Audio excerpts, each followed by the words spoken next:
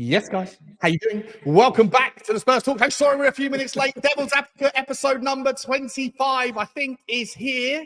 It is Wednesday. Sorry we're a day late. I was out yesterday with the old man, but I hope you are all happy and healthy, doing the things you love with those that you love doing them with. We've got Dave and we've got Johnny and we've got all you lot in the audience, and we've got a lot to talk about. We have to talk about Ange. An Optus video came out, and in it, he alluded to how he thrives. He thrives in the heat. When these bad moments come, it's when he feels alive. He doesn't seek them out, but he feels like he's at his most visual and most creative when these tough times are happening. But in that video, we're going to show you a little clip of it. He alluded to how he's got the nucleus of what he wants in young players, and that the early transfer window business that we've done under his tenure has been successful. But he notably left out a certain player when going through the list of players. And I don't know whether I'm reading too much into it, but we're going to figure out today who it is that Ange wants in this squad, who he doesn't want, who he needs, and also how much faith Johnny and Dave have got. If you're new to the channel, guys, smash the subscribe button, hit the like button, as you know what you have to do. Take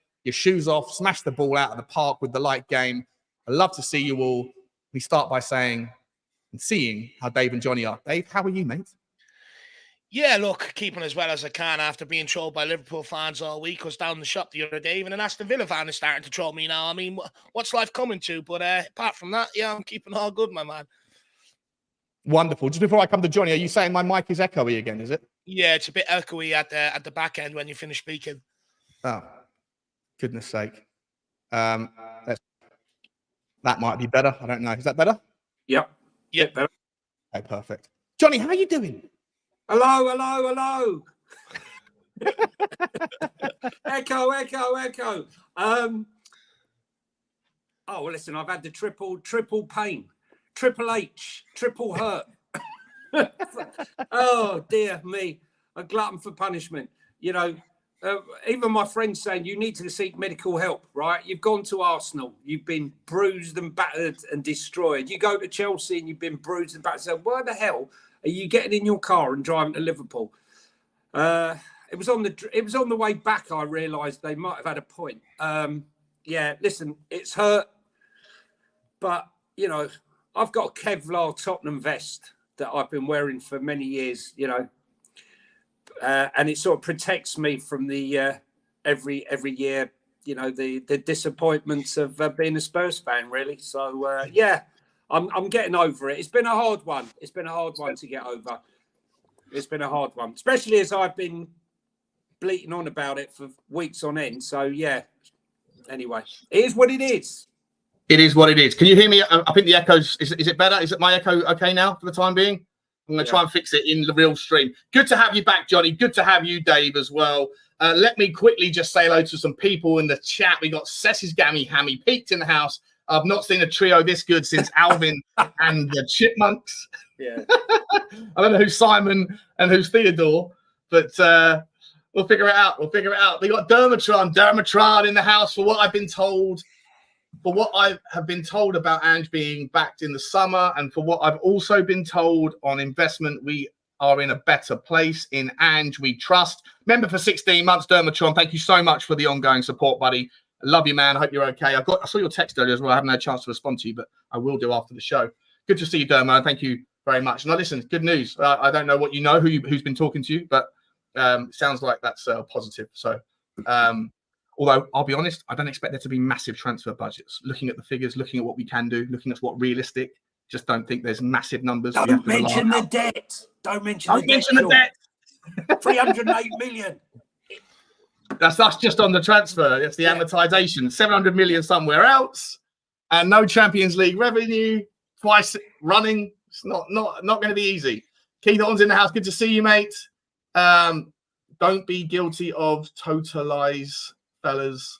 Some fans are divided on everything. Oh yeah, exactly. We're not going to be divided today. Beyond 72's in the house. I'm going to come back to that question, mate. Daniel Borden, good to see you. Sam Sessions Gammy Hammy, good to see you. I'm just going to jump through and say hello to the members, the big D's in the house as well, as is Tom Martin. Sorry, Thomas Bradley. I hope the echo's fixing. I'm going to still figure it out. I hope. Who else we got here? Robin Owens in the house. And Saba's in the house. Good to see you, Saba. Also, Ren's in the house. Good to see you, Ren. There's a super chat here from Gambling. Good to see you, mate. Thank you very much. Super chat. Anything to be said for Ange's J League performance? First season, 1 spot above relegation. Second season, won the league, mate. Give him time, I say.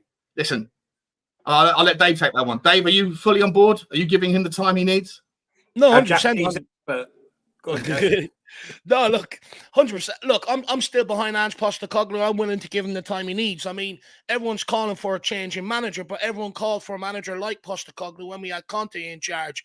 And, you know, we've already changed managers year in, year out, and it's not working. You know, I think the last 3-4 seasons we've changed managers. Has it worked to our benefit? No, it hasn't. You look at the teams above us, the longevity Klopp has had at Liverpool and the adversity they went through and the rewards they got. Arsenal to a certain degree under Arteta.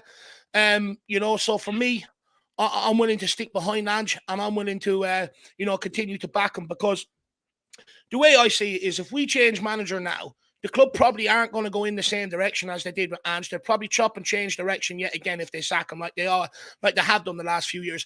And that's a big part why no manager can ever come in here and get it up and running over the last few years, is because half the squad are suited for one system and the other half of the squad are suited for another system. And you keep chopping and changing managers, you go into every single window needing to sign 8, 9, 10, 11, 12 players all of the time. Whereas at some point we have to sit there.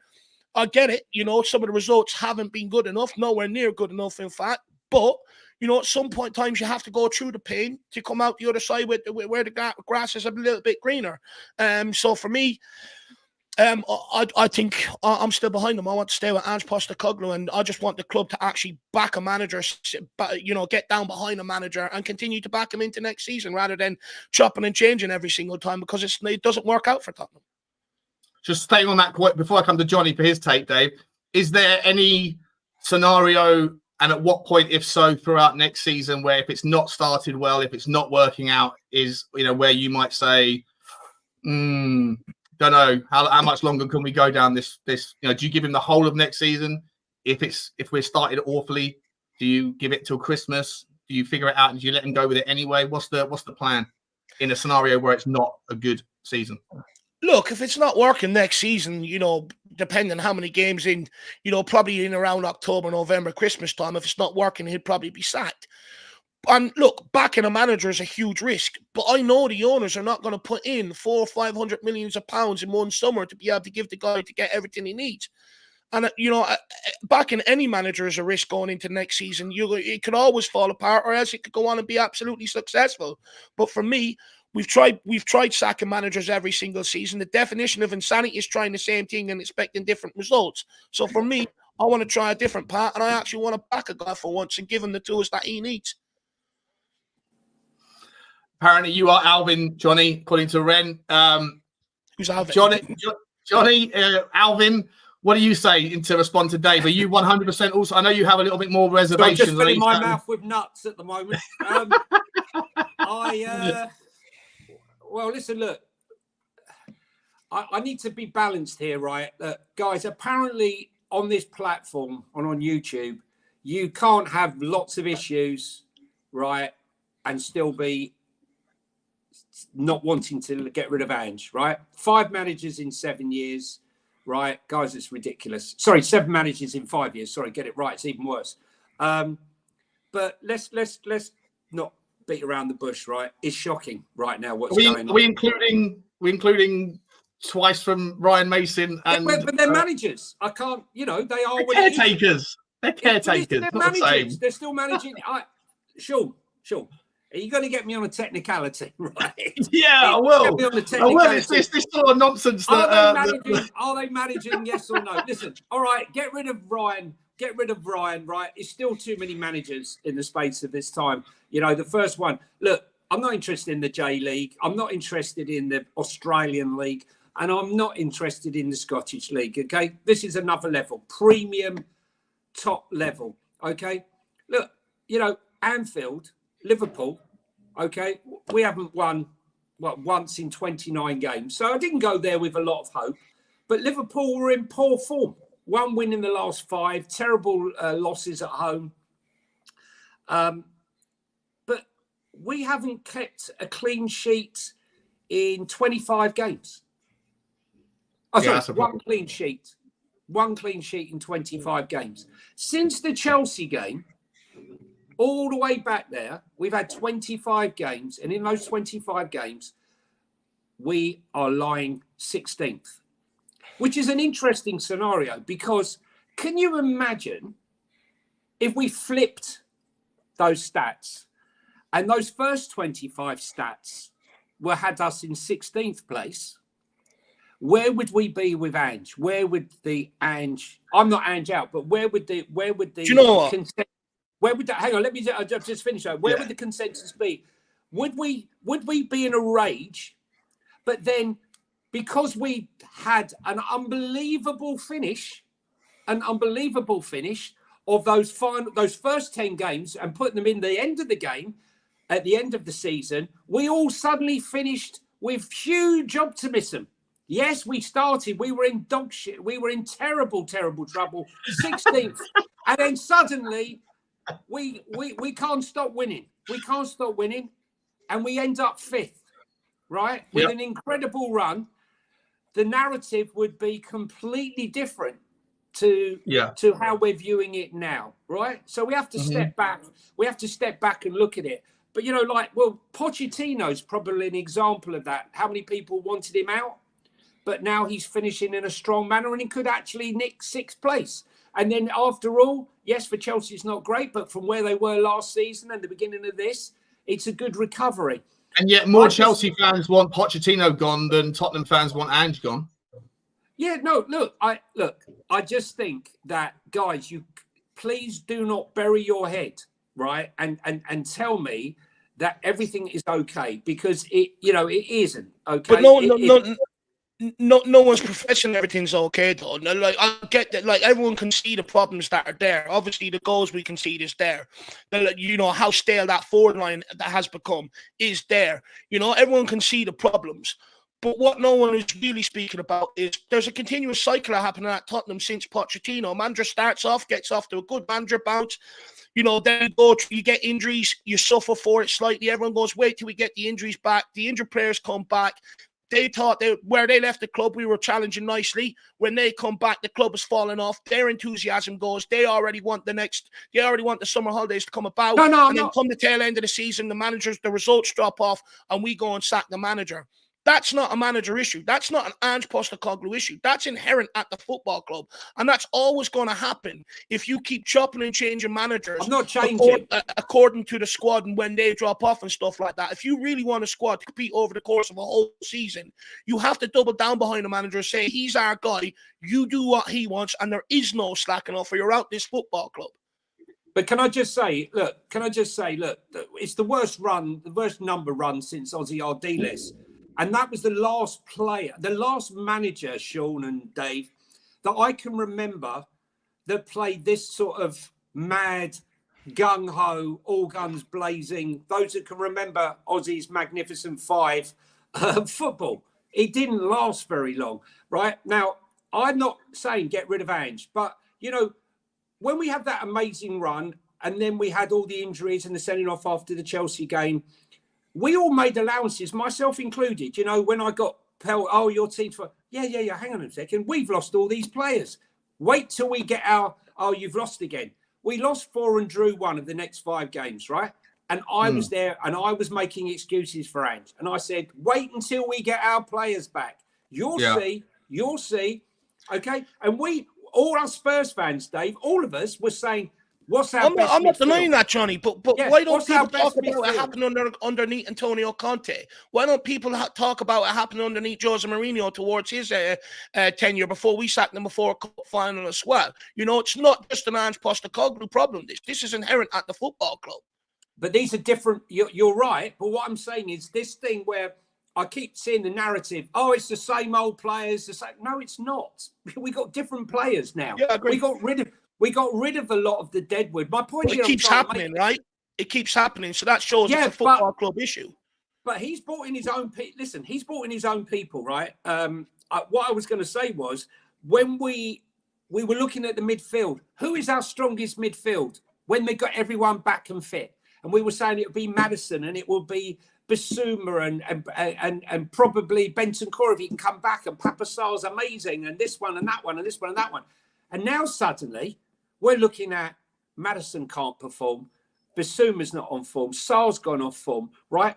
Bentancur, listen, I'm going to make an allowance for Bentancur because I couldn't understand why he was even starting on Sunday because we all know he's not back to his best, and Lamson and Slaughter and all that. But my point here is that he's had a fair bit of time though now. Same with Maddison. I don't know how long we're supposed to give these guys to get back to their best. No, I'm not Maddison. I'm not listening to Maddison. I'm not making any excuses for. Bentancur had a serious injury and then had the injury again. He shouldn't even be being pushed now. My point here is though that are we to really believe that this is only down to the players and nothing to do with the system that is not getting the best out of these players? I don't believe. No, of course, it's never one or the other, is it? It's always like I always say. There's a pizza pie of blame. Everyone gets a slice. Some slices are bigger than others. Like the owner gets some blame, the manager gets tactics gets some blame, the players not buying in gets some blame. I'd even go as far as to say the fans' expectations gets a little bit of the slice of blame. You know, I think that there's always going to be. It's never going to be one thing that's the reason why Tottenham struggle. I mean, I've got to be honest with you. I totally agree with Savra, and this is my point. He hasn't had his players. He spent 77 million on two players he was desperate for. Yeah, Brennan Johnson and James Maddison. And I certainly don't think the system. James Maddison needs space to play, right? He does. He needs space to play. He's not getting that. He's not getting space to play. He's not. I mean, he's got 4 goals all season. You know what the solution for that is, Johnny? The solution for that is at the moment the template has been set up to, like, at the start of the season, the template was to kind of Tottenham wide players on the width, spread the defence. The first guy beats the press. Bissouma beats the press. Everything opens up. As soon as the template was emerged, you know what? The wide guys aren't that threatening, so let's let them have the space. Bring the forward narrow, stand off a little bit. And so Maddison gets completely compressed. He comes deep to get the ball where he's got space, but has none of the skill set to play the ball from deep because that's not what he's ever done. So if you go and get 2 wide men that are dribble take-on specialists, then that template of how to play against us has to switch again because you can't allow amazing take-on specialists all that space to take on the first guy. That's the equivalent of beating the press in the initial system. What's Brennan Johnson? Well, Brennan Johnson's getting better at it, but he's still not a take-on specialist, I wouldn't say. I think he's a counter-attacking specialist, to be honest. But listen, that Liverpool game, I'm sorry, right? We all know that Emerson had an absolute shocking game. No one's going to deny that. But let's be serious, right? When I saw that lineup, right, I wanted to get in my car and drive straight home because, why lamb to the slaughter? It was a lamb to the slaughter. Not only did he put him there with Salah and Elliott and Diaz, all on his own, there was acres and acres and acres of space. Acres of space, right? We did nothing to rectify it. What would I have done? I'm not saying it would have worked, but I would have played a back three. I would have been slightly more cautious. I would have played Dragicin, who's played in a back three. I would have played Micky Van De Ven in a back three on the left-hand side, Romero in the middle, and Dragicin on that right-hand side, and just allow us to do. I watched 11 shots, 8 on target. It was like, when's it going to stop? Ange, do something, make it change something, have a word with your players. And when you're standing there watching it, I don't know what it was like watching it on TV. It was probably equally as frustrating. But for us, for me, it was an accident waiting to happen, and nothing was done to rectify it. It exposes our players, and all I'm asking is, like, Ange, now you're throwing your players under the bus and saying the players aren't good enough for the system. Are all these players not good enough for the system, Dave and Steve? Well, I just want to press pause on that for a second, Johnny. Sorry. Otherwise, no, it's fine. Because there's a whole segment on that, the players, what the video, the interview with Optus. I want to come back to something Dave said. Just quickly, the Big D. Thank you so much for the super chat. I'm going to come back to this super chat when we look at the Optus video thing in a minute. So I just want to press pause on that topic, but I will come back to it. Thank you very much.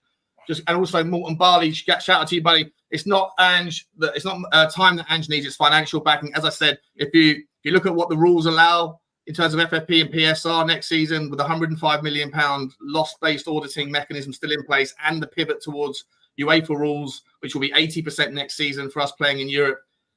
Do some simple calculations of what those rules mean, and then look at the revenue we're generating, how much of our money is already spent on wages and what's left and what you can spend it on. Don't expect massive money unless Daniel Levy takes a Chelsea approach, which is front loading all of the risk, even though they did it over 8-year amortization processes, which can't be done anymore. But if Daniel Levy or if there's new investment and they decide to front load the risk, if it doesn't work out, it jeopardizes your future.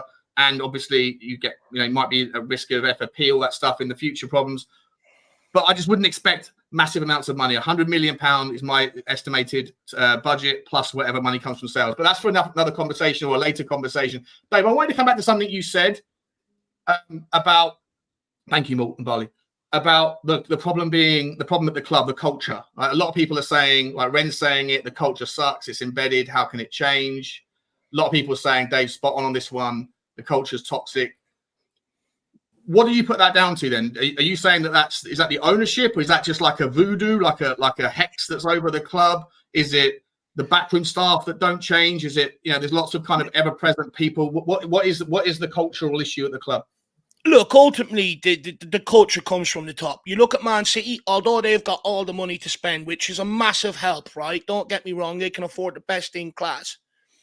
But they're ruthless with what they do in terms of the transfer window. They don't let players that haven't come in here, haven't performed for 4, 5, 6 years, and still allow them to be on the bench and stuff like that. They cut it very, very quickly, as quick as they can. You're out the door. They don't tolerate, crap. Whereas at Tottenham, because of the way we operate and because we're so financially focused, which I can understand to a degree when you're with the millions of pounds you're dealing with and stuff like that. But for instance, if we have a player that doesn't perform, okay, we loan him out. But if we don't get 100% of his wages covered, say if we only get 50%, we're stuck with that 50%. But because we're stuck with that, we ain't going and signing a player just to replace him like that. We're signing what we can within the budget, within the wage budget and stuff like that. Other clubs above us don't really operate like that. They'll take the sort of burden. They'll take the hit. When you look at the coaching staff, Conte wanted to bring a lot more than what he was allowed to bring with him. Didn't allow it to happen. And look, doesn't really traditionally work with coaching staff, but it's clear that he's going to need some of his guys in here over the summer. How many will he be allowed to bring with him? I think Arne Slot wasn't allowed to bring too many with him. So we sort of make coaches come in and work with the coaching staff and that are already there, even though they may not be there to suit him. Look, Ange Postecoglou is actually a victim of the fans changing their minds. Last season when we sacked Conte, most people were sitting there telling me, Dave, sack him, get a manager that, plays attacking football, worries about Spurs more so than what he worries about the opposition. We get that. I was told it'd be better. We get that. It hasn't worked out. Now we want to sack him and we're asking him to start being more pragmatic and stuff like that. No, it's a balance, Dave. No.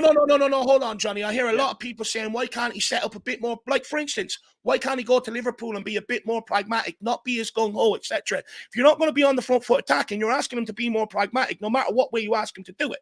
And at the end of the day, that's not what we hired Ange for, and that's what people got onto cause Jose and Conte for. Fans keep changing their expectations heading into this season.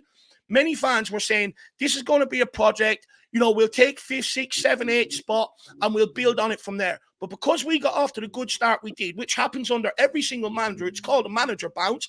And then reality started kicking in with players being injured, suspensions and stuff like that. Now all of a sudden we're sitting here and we want Ange Postecoglou out and stuff like that.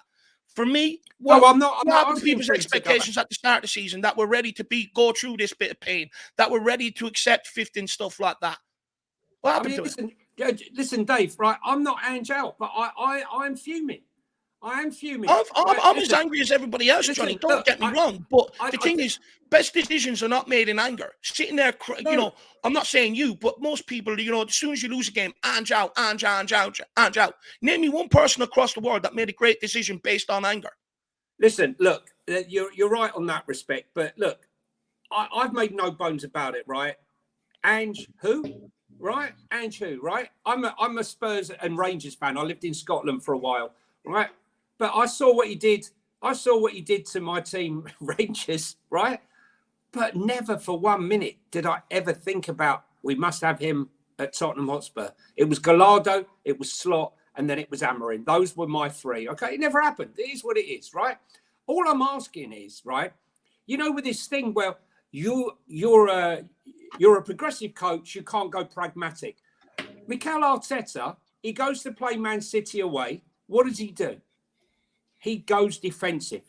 He wants to get a point. He wants to get a result there. So what does he do? He changes his whole ethos for that. But is that not different though, Johnny? He's fighting for a league title. We're sitting here trying to install a philosophy. I know, Dave. I understand that. But the whole idea is about winning football games. And that is not every game, not every single opposition can you treat in exactly the same manner. One suit does not fit all. One size does not fit all. So you have to adapt. But Ange's philosophy is one size fits all. I'm not for changing, no matter what, no matter who, no matter how.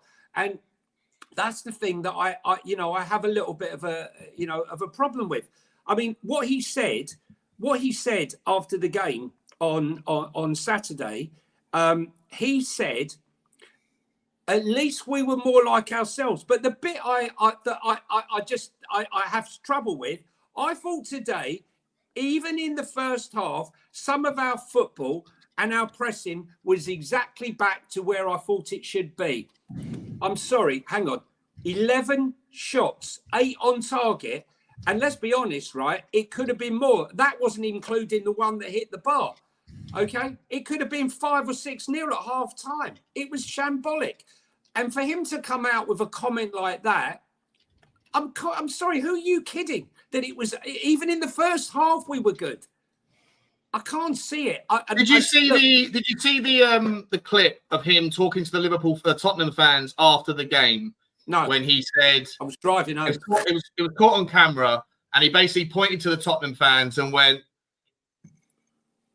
like that. And I don't know how to read between the lines on it. I'm not a body language expert, but I think he's saying, I've got this. I know what I'm doing. Have faith. Stick to the plan, Batman. What about what he said? If I am the man? It needs to be put right. If I am the man. Most of his answers this season has been focused on next season anyway. Even most throughout this season, it's always been futuristic answers he's given. Whether people kick up a fuss or not, this guy's going to be here next season. He's completely assured. Sean and Dave, I'm not. Look, am I happy? Absolutely not. I've seen 4-0 down at Brighton, 3-0 down at Luton, 4-0 down at Newcastle, 3-0 down at Arsenal, 4-0 down at. I've been there. I've witnessed it. We all have, right? It's painful. It's terrible, right? And let's be honest, most of those comebacks have been when the other team's taken their foot off the gas. Yeah, I agree. Right, but. I'm not for changing. I'm not for changing now. We have to give them. I said we have to give them till December. That's my personal thing. Even though I'm really, really sceptical. I can be sceptical, doubting, and still not want him out. My point here is, if you are the board right now and we carry on losing and performing badly, how much money or how much faith do you invest in the game? Because I always said to you, Sean, I asked you, Sean, I said this, and this is, forget Conte, forget Mourinho. I said, for this club to move forward, we have to say, from here on in, we are I think it was under Mourinho, actually. We have to, from this point in, say we are a progressive, attacking club, right? Right, 100%. Every signing that we make from here on in must be with that in mind. But... we must only back a manager 70% of exactly what he wants and 30% of what is good for the club. Why? Correct. Because most managers only last on average 18 months in the league. So if they do leave... And most contracts that you sign are 4 or 5 years, so that they're going to see three managers in that time on average, 100%. Yeah, but if Ange leaves and we've given him 70% and 30%, Fabio or Lange or whatever has had a mind on buying players who they think will be progressive and attacking-minded players for this squad moving forward, like a Bergvale and some of the others that we might be looking at now over in the summer, then I'm happy for that. Okay, but let me ask you this, guys, right? So I agree with that. I've always said the same thing, right? You have to buy buying players for a manager when you've got to sign them on 4-year deals, 5-year deals, and the manager, in all average likelihood, unless he's a rip-roaring success, is going to be out within 18 months anyway. You have to have one eye on the future. But we also said, all of us, and I remember Saba's in the chat, shout out to you, Saba. I remember we were all talking about ethos and philosophy under Conte, and that it wasn't the right one. And Dave made that point earlier, and he's bang on the money with it in regard. 100%. Everyone wanted front foot football. Everyone wanted prettier football. Correct. And look, this guy might be, I'm happy with him. Listen, I'm going to ride this one out. I want to see where we go with it. But to some people, it might be too gung ho. It might be too open. But in any event, and we're going to come to his video in a minute, what he said and what he alluded to. But in any event, if the sorts of players that he needs for his system are technically very, very good passers of the ball that have 92% accuracy, because you need people that don't give the ball away, right? That don't unnecessarily lose possession where you're going to get transition. If they're technically very good at receiving the ball, fewer dispossessions, fewer miscontrols. And if you have people that are physically strong in the engine and fast, I don't know if there's a manager that would say, do you know what? I'd rather have a slow player than a fast player. I'd rather have a person who's not very good at collecting the ball, and I'd rather have a person that's not very good at passing it. So if you're buying players that fit his system, then if those are the criteria that you're looking for in players, I'm pretty sure they're desirable for most systems, as long as they have that same philosophy. And the next cab off the rank after Ange, whoever it is and whenever that is, will hopefully continue in the same ethos and the same philosophy, and that hopefully Daniel Levy has learnt his lesson from moving from pillar to post. If Tottenham are really going to go after Danny Olmo or an Eberechi Eze or a Morgan Gibbs-White, just three people for that sort of competition for James Maddison role, all of those players of different levels, but all of those players are probably going to be useful for any manager coming forward. If you're going to go and get an Ivan Toney or a Santiago Jimenez, if you're going to go and get a Nico Williams or a Pedro Neto or whoever, all of those players surely will be of benefit to Tottenham's philosophy, not just for Ange, but for the future. And if you go and get someone who's better than Ben Davies for left back or better than Emerson Royal as a fullback, surely that is generally, and the same with Fraser Foster, the same with trying to fill the left back spot, if it's a Lloyd Kelly, surely those are box ticking exercises that are not necessarily going to be the antithesis of good business sense, regardless of whether Ange is here in 2 years' time. Dave, do you agree or do you disagree with that? No, 100% I agree. Look, part of the problem while we're in this mess is, like I keep alluding to, we keep chopping and changing directions, and every manager that comes in, he's got half a squad that suit a defensive system, don't want to press, want to sit back, soak it up. Half a squad that sort of does. And ultimately, I hate to say it, but the half that doesn't want to do the hard grind and stuff like that usually win out. And for me, Ange, look, people may not like Ange's system and stuff like that. I think it'd look a lot better if we had a much more potent forward line up front. I think it would look a lot better personally. I think you'd see some of the results that we've seen change if we were more potent up front and took chances when they presented themselves. But ultimately, Ange Postecoglou plays an attacking style of football that Spurs fans want Tottenham to play. They do not want to see defensive, pragmatic managers at this football club. And to back me up, we hounded other managers out of this football club for being that way very, very quickly. So, even if you buy players for Ange, okay, if it doesn't work out next season, like Sean said, you bring in the next guy with a similar philosophy, and he'll be able to work with a lot of them players. That's the whole point. That's what many people have been speaking about for years. This is the way the football club needs to start operating in. Well, that's what Fabio. This is what Fabio, is doing now. Look, what I'm asking Ange to do is not, I think this mindset that you can't change, you can't tweak, Dave, is naive and stubborn. Personally, I think you were going on about the front there. I do think that for me, they say one player can't change a team. I actually think the six is such a massive issue for us. If we went out and we bought a Declan Rice, a Paulinho, someone of that ilk. No, I'm saying though, but this sometimes one world-class player allows the other players to perform to a higher standard. If we had a Declan Rice or a Paulinho sat in front of our defence, we would concede less goals. We would win possession more, And that ball would be delivered to our midfielders to help them perform to a higher level than they are now. Because let's be honest, the midfield is not performing. They're not offering protection to the back four, because we all know, man for man, that back five, including the goalkeeper, is better than what we had last year. Okay, that's a fact. So I think, if we were to go out, personally, I think if you went out and you splashed 60, 70 million on a number 6, a world-class 6, overnight, our performances and the conceding of goals and the possession would go. I mean, even this season, Paulinho has made the most tackles, the most interceptions than any other team playing for Fulham, than any other player. I'm not saying those two are going to come, but sometimes, we are looking at, I'm not saying cheap because that's the wrong word. I'm not looking for cheap options because he doesn't need to cost 70 million. But, if we could find someone of that ilk, a dominating force up there, then the rest becomes a little bit easier. That's what I'm saying. I'm not saying... Go on. I agree with you. I think, a couple of world-class players in this team, maybe 2, would really sort of bring it to another level in the right position. One up front or out wide, and one in the 6, right? I completely agree with you. But in terms of the tweaking and stuff like that, Klopp didn't really start tweaking to a certain degree till he had more squads, more players of his ilk that he could trust to do it. Same with Arteta, for instance. Everyone uses Arteta's reference against Man City this season. Would he have done that 3-4 years ago with the squad he had? No, he didn't. He came in, he brought in a philosophy and stuff like that. And I keep saying this: when Ange has more, he had Holding in those days. He had Holding in those days.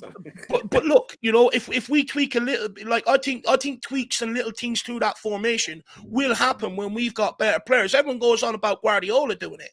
But he's got a squad that's his own, that he's picked every single one of them players, and he can go, I can trust him to do this job. Right now with Ange Postecoglou, he ain't here to tweak.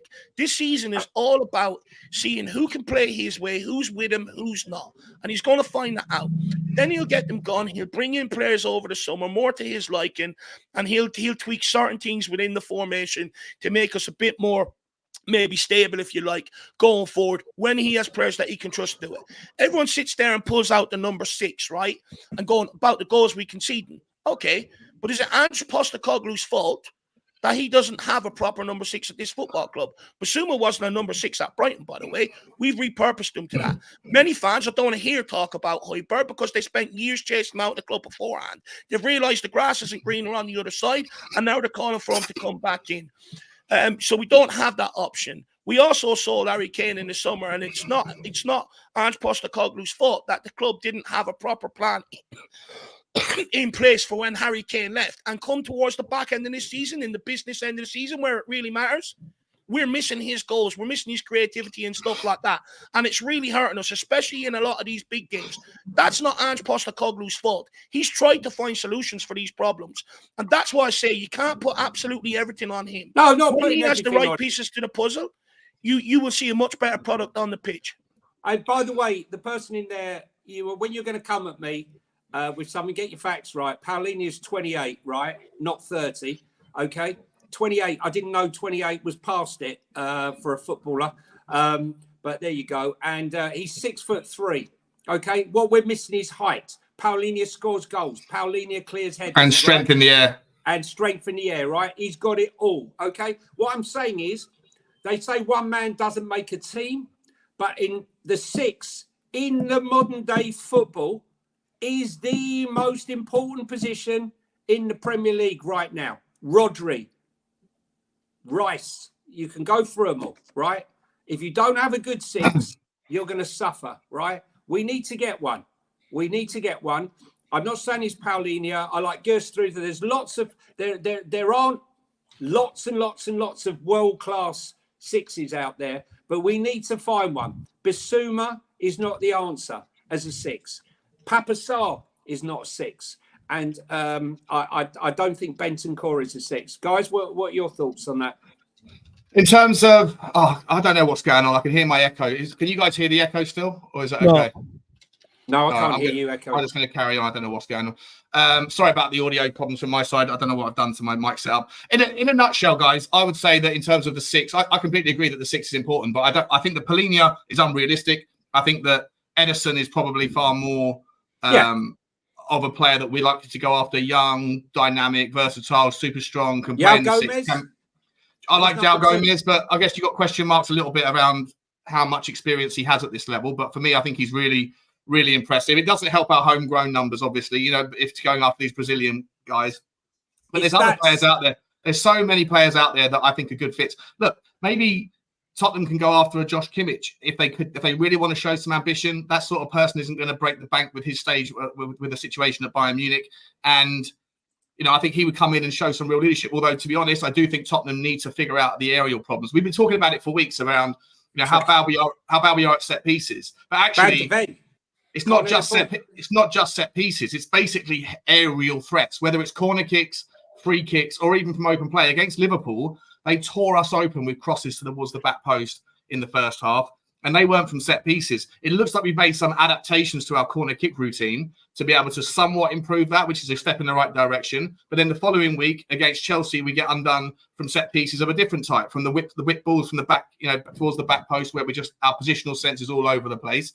And then against Liverpool, it doesn't take set pieces to do it, but we still are victim of our own demise because of our inability to head the ball. Romero's not spectacular at it, and he's not bad, but it's not his best part of his game. Certainly Van De Ven isn't, right? No. Hojbjerg, Bissouma, they're not very good. Sonny, no good. Richarlison, if he's starting, is decent defensively and obviously at the forward line, but if he's not playing. So look, the 6 is definitely an issue. Guys, what I want to do, there's a couple of super chats, and then I do want to show this just a couple of minutes of this video. I hope it's going to be able to come through. But if not, I'll just relay what it says. Before I get to that, Big D, I'm still coming to your thing in a second. Sessis Gami Hammy, member for 3 months. Thank you very much. He says, reevaluate the expectations. He said, let us dream. I think there is some truth to that, right? I think Ange is always talking about, you know, letting the fans believe.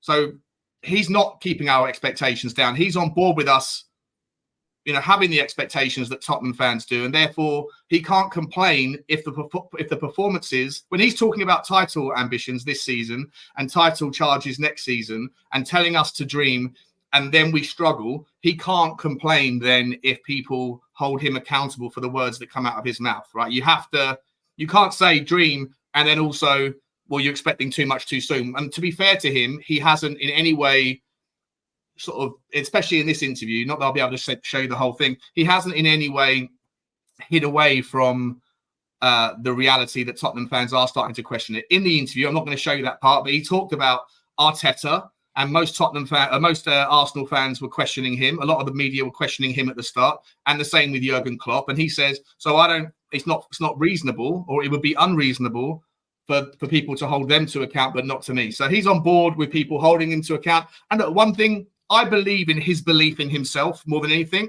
I think that he has ultimate belief in his system. He has ultimate belief in himself, and why wouldn't he? It's never failed him in the past. And so I like to buy into people that buy into themselves, and I feel like he does. I just think that he needs, in order for us to judge it, as I always say, let the jelly set. You can't judge a Yorkshire pudding, and if you open the oven too soon, I do love a Yorkshire pudding. If you open the oven too soon, you're going to get a flat Yorkshire pud, and that's the worst thing in the world. Thank you for the super chat. This is Gammy Hammy. Keith Edwards in the house saying, Ange alluded to some players are not buying into his system. He's playing with one arm tied behind his back. Yeah, listen, I'm not sure whether he's saying they haven't bought in or whether they just aren't up to speed with it yet. But I think maybe there's more. I think you're probably closer to the point. Well, Johnny, you've got a take on that. No, I just look. I mean, this like suddenly, you know, he's protecting his players, and then I've heard him say he's his own worst enemy, guys. Come on, he's his own worst enemy. First of all, saying there's no one in the academy that's up for it. Then saying I don't have a player who can change a game. Rob, you signed these players. What do you mean? Why, if you're a player in his squad and you hear him go to the press and say, I don't have a single player in my squad that can change a game. What sort of comments that? Or, you know, why when you're asked about set pieces, to kill the press and to kill the fire that they're trying to light underneath you, do you not turn around and say, yeah, set pieces is an issue and some of our defending is an issue, but guys, we are working on it. We are working on it. We are 7 centimetres shorter, right, as a team this season than last year. I've been told by someone who's gone out and measured the squad. You can see that. You can see that data. It's on a website. So what I don't understand is Ange likes tall players, but to say he's had no one, come on, guys, please, right? We've got rid of a lot of the deadwood. You know, is he unhappy with Destiny? Of course he's not. Is he unhappy with Micky Van De Ven? No. Is he unhappy with the goalkeeper? No. Is he unhappy with Romero? No. Is he unhappy with Pedro Porro? No. Did he sign James Maddison? Yes. Right? Well, Brennan Johnson. Yeah. The James Maddison thing is what I want to talk about in a second when we look at this video, because he mentions everybody that he signed this summer and talks about all of them and how well we've done. I'm not sure if I'm reading into it, because it might be the fact that he's talking about young players rather than experienced players. We'll look into it in a second. Go on. Because I think there's a weird one that he doesn't mention it. Let me just quickly finish off these super chats. Appreciate everyone for bringing them in. And Woodsy TV, big up Woodsy, says the fact that we're after new coaching staff is worrying. You know, I think it's reassuring, to be entirely honest. I think that he inherits whatever he's given. What he's been given isn't up to scratch for this system. I find it odd that he doesn't have for someone with such a master of one system, I find it odd that he doesn't have a master, like a coaching setup that he takes everywhere he goes, like most top coaches do. And for me, I feel like, it's in the best interest of Ryan Mason if he eventually moves on from the football club and goes and gets some actual managerial experience at a lower division. The guy that's the son of a former player, that's Ryan Mason's mate, like, I don't understand how that guy, with all due respect, has got himself a coaching position at one of the biggest clubs in Europe. And obviously, like, I just think that we need a couple of tweaks. So you say it's worrying, Woodsy. I say it's relieving, because I think that you do need, it's not just about Ange. I think you need an absolute, like, a powerhouse personality. Do you remember when we had Jim Jordan? Was it Harry Redknapp? We had Jim Jordan, who was our... No, not Jim Jordan. Joe Jordan. Who was Joe Jordan? Sorry, Joe Jordan. Yeah, a bit of a kind of... Let me tell you something. Joe Jordan... You wouldn't stand up to him, right? You wouldn't tell him to piss off. What's his name? The other guy. Listen, Harry never took training. Harry used to sit and watch. He let them do it, and he would pass comment. Harry was a motivator. Harry, I loved Harry. Same. Through thick and thin. I just, for me, if you talk about characters and the balance between, loving kids, like, for me, he had it all going on, right? Listen, we all hope. Listen, all of us, well, most of us, I think, want him to survive. What's that? His hamstring again? Oh, this is just the it's just the part where, look, can I just press play and see if you guys can hear? Yeah. Can you hear the commentary on this season? Having that support to actually create better depth in your squad. Yeah, and it was never going to happen in 2 transfer windows, because what you got to remember is, when I came in at the beginning of the year, the team had finished 8th last year, but it wasn't 8th of a team that was on the climb. It was 8th for a team that was kind of going in the other direction, because a lot of their players were kind of getting to the age where it was time for the next challenge, right? And then you've lost your best player from that as well. So you've got 8th decline, you lose your best player. And by the way, we want you to change the way we play from this to the other end of the spectrum. A lot of echo. So is there all those kind of factors, I knew it was never going to get done in 2 transfer windows. This process of building a squad, even a starting 11, we're in the infancy of. Now, I think we've done really well in the transfer window so far, which meant we're probably further ahead than I thought we would be in terms of squad. Because when I look at sort of Vicario, Van De Ven, Udogie, Pape Sarr, guys who are kind of in their first year of Brennan Johnson at this club, first year's Real Premier League, all 2021, 22, I think, apart from Vicario, but obviously he's still fairly inexperienced for goalkeeper. I think we've got the formation here where we're further along, but we need to start filling the gaps further up in terms of our starting 11, but also, like I said, more importantly, for our squad. Right. So he's saying he's mentioned all of the players that we signed in the summer, doesn't mention James Maddison. Now, he's alluding to youth, I think, to some degree, but he doesn't mention James Maddison, and then he says, but now we need to start filling in the gaps further up. Now, does he mean further up the pitch? I think he does. And he doesn't mention James Maddison at all. James Maddison's the player that's struggling the most in this system. James Maddison is a cornerstone of the ability to get the kind of the equation of input and output, right? If you're going to concede chances, you have to create more. If James Maddison's off the boil, is he saying that James Maddison isn't? Is there any? Am I reading into it, or is he talking about age and age only? Is he not? Is he not? Look, did he, knowing his system, not think that James Maddison might not fit his? He wanted him. He was desperate for him. I knew from the beginning. I was probably one of the first to know that he was going there, right? And I had questions. I had questions about it. No, listen. So look, he's gone there. He's had his worst performance as a Premier League footballer. 4 goals, right, in 28 games. Okay, you can't dress that up. And it's not just that. His body language, Dave and Sean, has been shocking. He's getting involved in arguments on the pitch. I saw him berating Vicario for not giving him the ball or for kicking the ball out. Niggling little things, with the referee. And there's something not wrong. And even on the bench at Liverpool, I was looking over at the bench and he's like this, throwing his arms up in the air and making gestures. Hang on, mate. Hey, before you start throwing stones, mate, what about your own performance? And listen, when he came on, he gave the ball away. He booted the ball over the bar. I think, personally, if Ange is the type of the manager that I thought he was when he came in, if James, I mean, this might be really controversial, but if James Maddison really isn't performing, honestly and truthfully, I'd get rid and get another creative midfielder, because if he's not, we need to sell players while we can. And what you alluded to, Dave, before, I think is the biggest part. We might want to sell 10 players or 12 players. Try selling anyone. First of all, try selling anyone in Europe. Now try selling anyone, Sean, with the FFP going on there. No, 100%. That's why I'm really worried about the expectations of the fans. How are we going to sell this summer? Because I think a lot of fans are under this impression that backing Ange, if you don't back Ange, then it's leave you out and it's a meltdown, blah blah blah. But I don't know. I'm not sure if everyone's quite on board of what is possible with the rules, what is possible with our finances, and what is possible with the market. If you've got 12 players to sell, it doesn't mean that you've got 12 buyers who are going to pay market value or even below market value. Let's be honest. Lo Celso on his day is not a £10 million player. Are you going to get £10 million for him in the summer?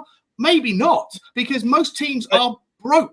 Most teams are broke and have been since COVID. Sorry, Dave, you wanted to come in. No, I just want to say something to what Johnny said, and then I have a question for you, Shawnee. Look, I'll ask you your question first, actually.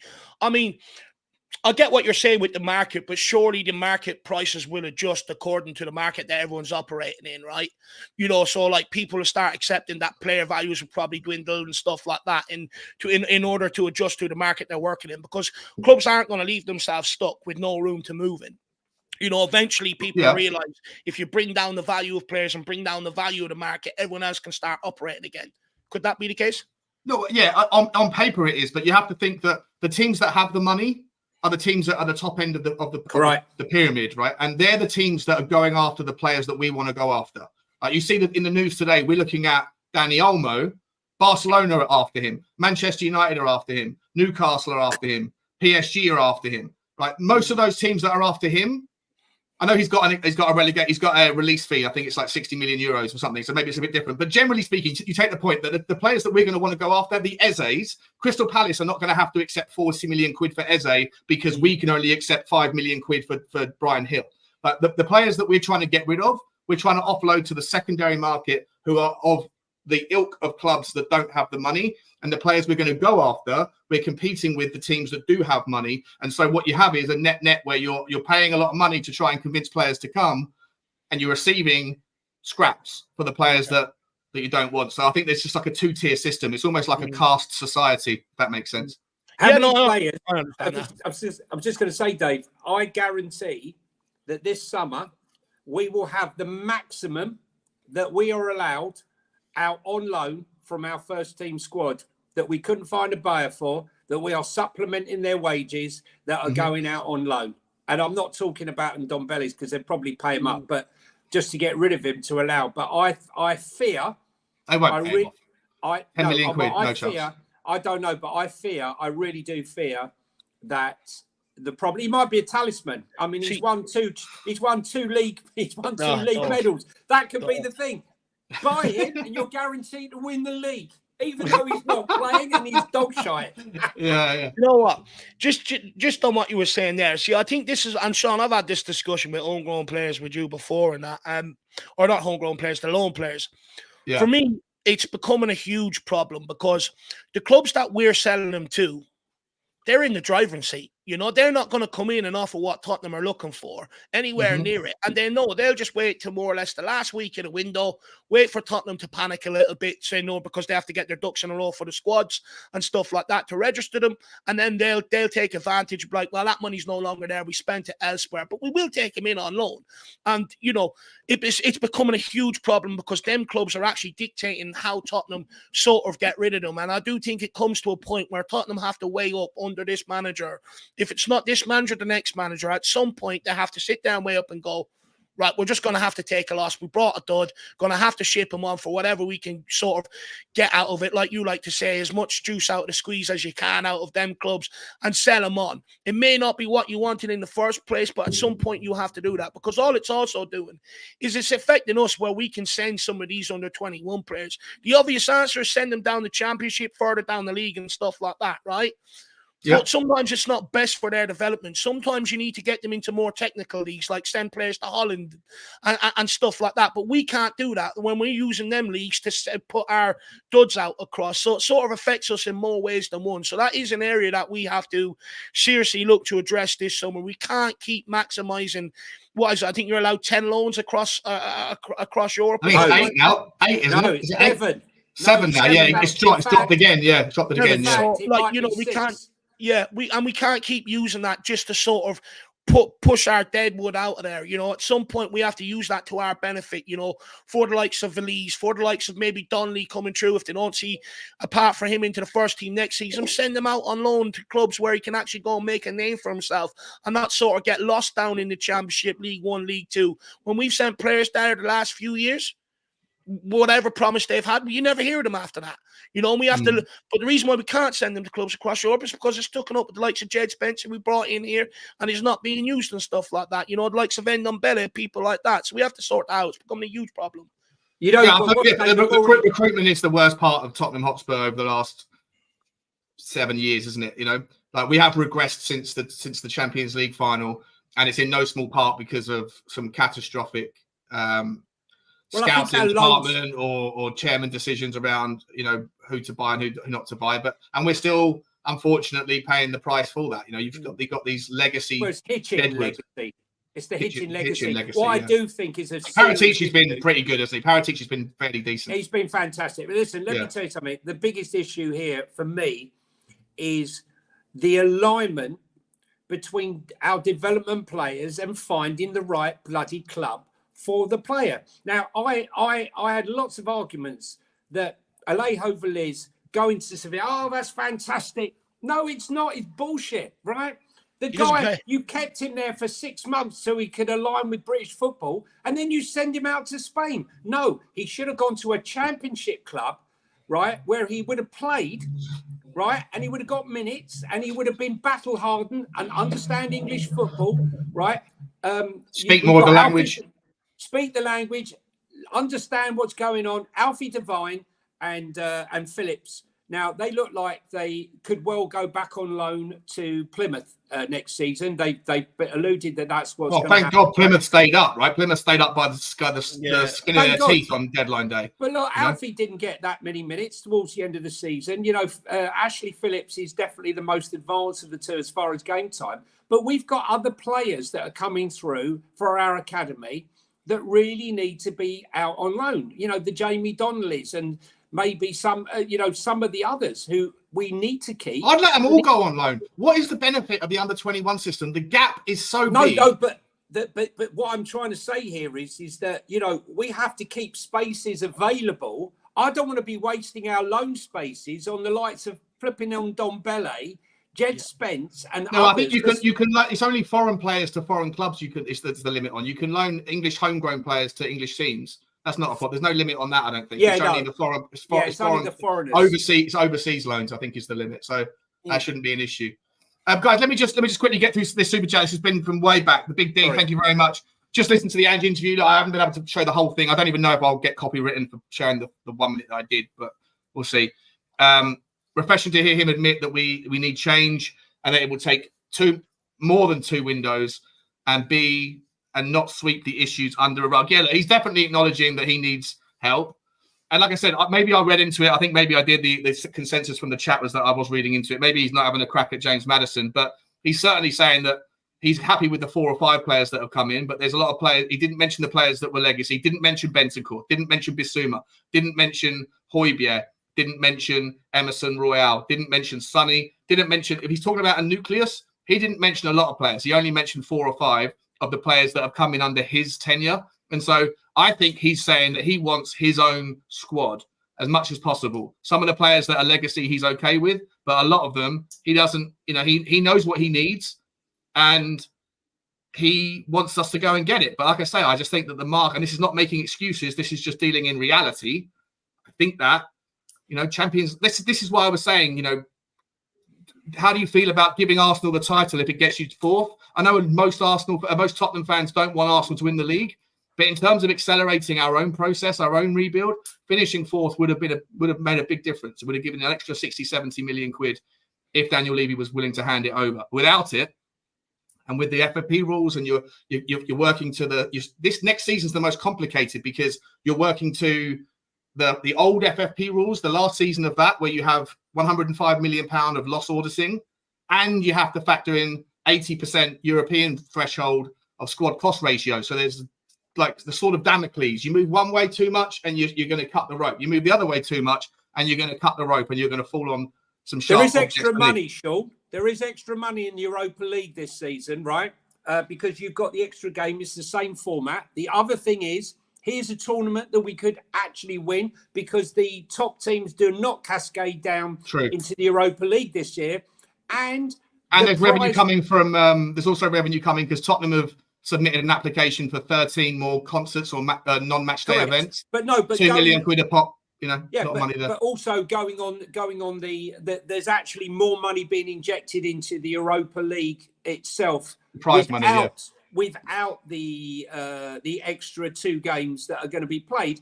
And second of all, we shouldn't be playing. We're in the Europa League. The level of teams in there. I mean, listen, let's not get snooty about it, right? Okay, we got illusions of grandeur. If you actually think that we're getting humped by Fulham and humped by Brighton, and what would happen if you played Real Madrid or Bayern Munich next season? I hear you. Even in Europa League, right? You think we're just going to waltz in there and smash everyone out of the park? No, we're not. So let's embrace it, because I think overall what will happen is, had we been in the Champions League, we didn't have a big enough squad depth that you would have had to play the first team in every single position. And I think in the Europa League, whilst he still will want to perform well, there might be an opportunity to rest certain players and give other players slightly on the fringe some game time. What do you think, Dave? Look, for me, I would love the club to take it seriously, right? But the reality is Conte didn't take the Europa Conference League seriously. Jose didn't really take the Europa League seriously to a certain degree. They kept on making changes to suit what we had coming up at the weekend. Now, I can understand that to a certain degree because, they're expected to compete on all 4 fronts with a bunch of about 13 players that they actually trust and try and divvy them up between competitions. That's why going into next season, I'll be brutally honest, I'll have no expectation in it unless I see we've built a squad that is geared towards being able to compete in all 4 fronts. A squad that Ange Postecoglou knows that whatever he selects on the weekend is good enough, but also what he selects in during the week on a Thursday night, he actually believes in and is good enough as well. Because in years gone by, we've used that competition, to sort of play squad players and give them an opportunity, mixed with some youngsters, and it hasn't been the best combination for us, and it's come back to haunt us, NS Mora, teams like that. So it's important that we build a squad to Postecoglou's liking to be able to compete, because if not, expect the same thing to happen where they'll have to prioritise more so domestic football than what they will European football. Yep, I completely agree. 100% agree. A couple of super chats, and then I do want to pivot into, obviously, because look, we'll talk about the Burnley game. How important is Burnley? And it really is important when you look at the league table and you think that if we don't beat Burnley or Sheffield United and we lose to Manchester City, we might fall out of Europe, or at least the Conference League might be our destination, which then puts another dent in the revenue stream. But before we get to that, guys, first and foremost, Patrick Davis saying, big up, lads, the best show out there on Spurs. Really appreciate it, mate. Once a week. We try and do it on a Tuesday, but sometimes it can be Wednesdays or Thursdays. But I do appreciate your support. And whilst we're talking about support, guys, I haven't asked you at all. I've completely forgotten because it's been a real passionate show, and I've been worried about my audio. But if you can hit the like button for me, I'd really appreciate it. If you haven't already, hit the subscribe button as well. Also, can you get over to the Irish Hotspur? Let me just grab you the link. And don't be afraid to hit this link. It won't take you away from the stream.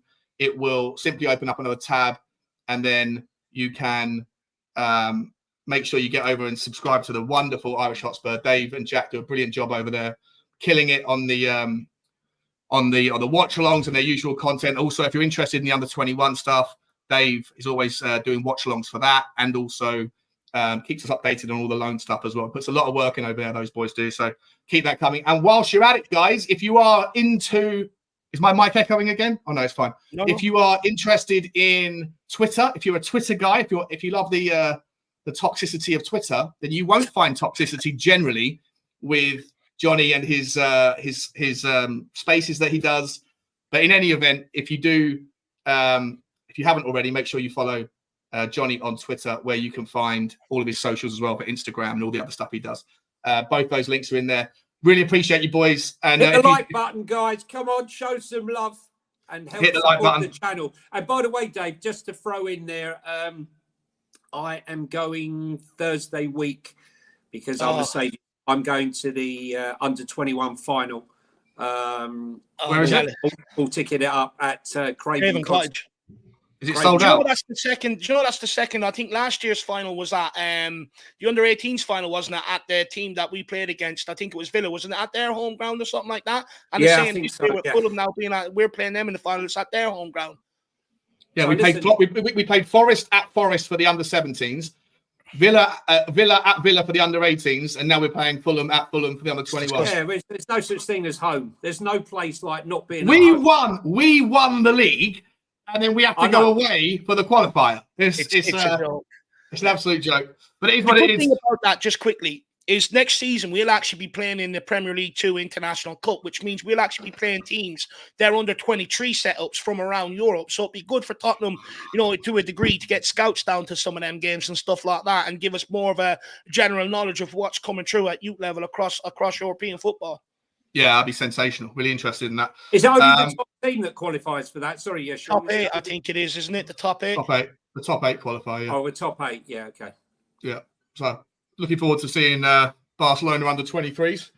Anthony Grimer, the fun guy. Appreciate you, mate. Says, thanks, guys. I know the passion brings out the emotions. Thanks for caring. Yeah, no, this certainly full of passion and emotion between these with these two guys. But it's always in good spirits. Although I haven't been paying too much of attention to what's been going on. Have you had any spirit? Have you had any spirit, Sean? Not today, no, nothing yet. That might change about 4 o'clock. Not that sort of spirit. Not that sort of spirit. But there has been a little bit of back and forth in the chat, as always. And I think Saba has got a question for Dave. He says, much love, by the way. What is Angeball? It's talked about a lot, and we say he needs players for his system, but what is it? Yeah, look, first of all, I mean, I can pull out plenty of things, on Sava as well, no problem at all. But, I like the back and forth. I hold each other to account, which I'm fine with. First of all, look, Angeball is a term dubbed up by Ange Postecoglou fans way before he even got to Tottenham about his style and his philosophy and stuff like that. What it actually is, it's not actually anything. It's just a term that fans have dubbed up to have a bit of fun. Now, look, shoot me down and arrest me for having fun all day long. I do not mind. But when it comes to the style and for what it's more about is actually the style and the philosophy and his beliefs. He wants people to try and win at all costs. He wants to play football what he sees the right way, on the front foot, attacking style of football. And I seen you say something earlier on in the chat, Sava, where you said Postecoglou's game is all about possession for possession's sake. Wrong.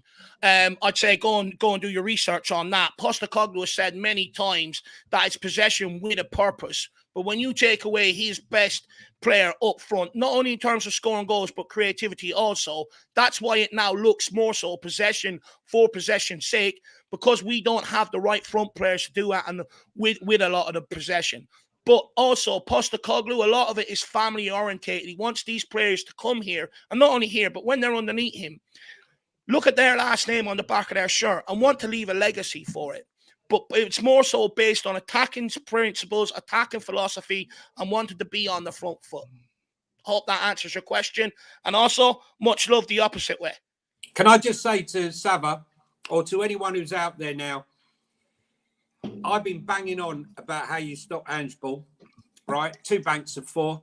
The best one I've seen so far, go on to 442. There's a video that they released. I sent it to the boys yesterday, I think, didn't I? Boys, I sent it to you yesterday. I don't know if you watched it. I saw it when it first came out. I didn't think it was that spectacular, if I'm entirely honest. I thought like, we all kind of knew how the season started and how it finished. Game. I know, but it was just talking about the Liverpool game. You know, I've gone on about it till I'm blue in the face. And, you know, look, you know, there's Ange in, Ange out. As I said, I'm not Ange out, but I have Ange questions. And, you know, for those who want to have a go at me for actually questioning some of the things that are going on, and they tell me, Sean, I'm not a fan, right? Because I you know, I slag it off or I'm not happy with it. But, you know... Oh, mate, you know what it is, though, dude? It's like the Tottenham Hotspur are always divided. The fan base is always divided. And I understand why. I always say, because we've been so close yet so far for so long, you know, there's always going to be difference of opinions, and ultimately, you're never going to be able to please everybody, mate. So please yourself, say what you want to say, and handle it. Speaking about that, I hate Marmite. It's the first and last time I mention it. I don't mention this man on my channel. I know you probably saw what happened on Twitter. There's a lot of history, a lot of water under the bridge over the last 2.5 years between myself and a lot of other people in the community and that guy. And I won't. I won't share a platform with him because that would be condoning what I don't think is tolerable behaviour. But that doesn't mean I won't debate anybody on Levy Out. In fact, next Friday night, in 12 days' time, I'm having Sean versus Levy Out, essentially. I think there's 5 Levy Outers coming on again to debate me all at the same time. Brian Daigle, Ryan Isaacs, Billy Cairns, Jory, Danny Kiriakou. So I'm not afraid to debate anybody, and I'm pretty sure that all of them can put together the same argument that Stelios or anyone else can. And if they can't, then I feel like if there's this belief that he's the only guy that can do it, then sorry, it's just not going to happen. Like, that's the last I'll say about it. It's not because there's any inferiority complex, quite the opposite. It's just about whether or not your principles are aligned, and mine and his aren't. So that's the end of that. I hope that makes sense. Guys, moving forward, I want to, last topic of the day, we've got Burnley on Saturday, 3:00. People were probably saying Tottenham are going to win. It was always one of those, the hard finish to the season, but Burnley and Sheffield United should be enough.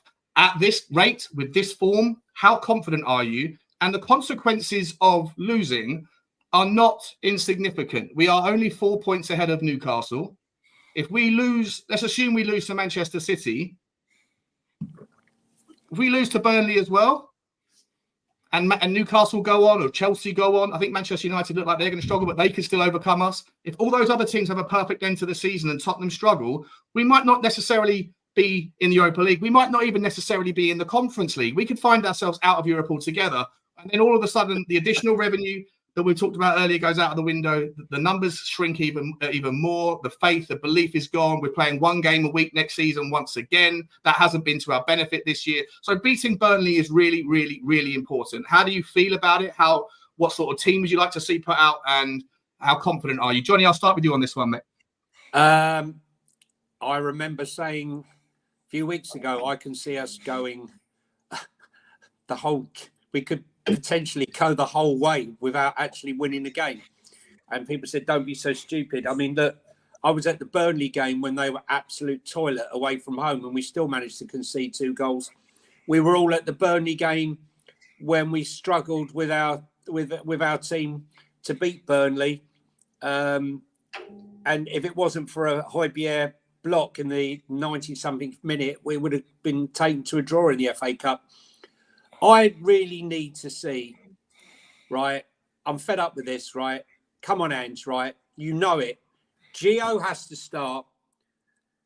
Richie has to start. Okay, let's get it right. And don't put Emerson out on the chopping block again. Just play with a back 3. Just play for a back 3. Just for 2 games. Just for 2 games. Emerson is not a left back. Okay. He's not a left back. They're going to go 2s or 3s up on him. We already know it. Our system was already weak down the flanks, how to expose us, how to cancel us. They'll go low block, counter attack. We need Richie up front to counter the bullying tactics of the midfield, of their centre backs. Gio does not need space. Gio needs 1 touch to release the ball. And in that game against Chelsea, Gio, he was came on the 87th minute and created 3 chances, more chances than all of the players in the 87 minutes that preceded it. He came on against Liverpool and he was making it happen. He makes it happen. He doesn't need 3, 4, 5 touches of the ball. We have to win. I'm going to go for a win. But if I go to that ground and I see the same team starting, I think I'm going to cry. I honestly, James Maddison is so far off it. And I don't want to see Brian Gill coming on before Gio.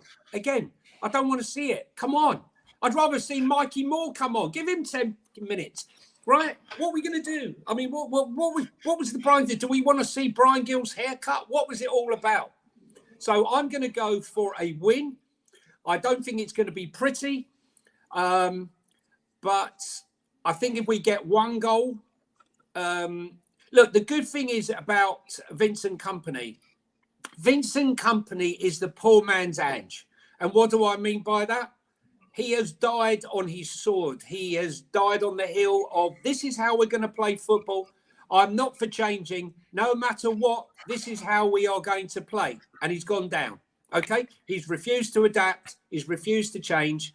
Hands up to him. The board have supported him. And even if when they are relegated, which they are, he will still be there next season and he will continue to develop and play that brand of football. So fair dues to him. So I don't expect, in all honesty, to see some sort of defence-minded low block. So there can be no excuses. I'm expecting goals. I'm going to go 3-1 because a clean sheet's out of the question. Do you know what, Johnny? You brought up something.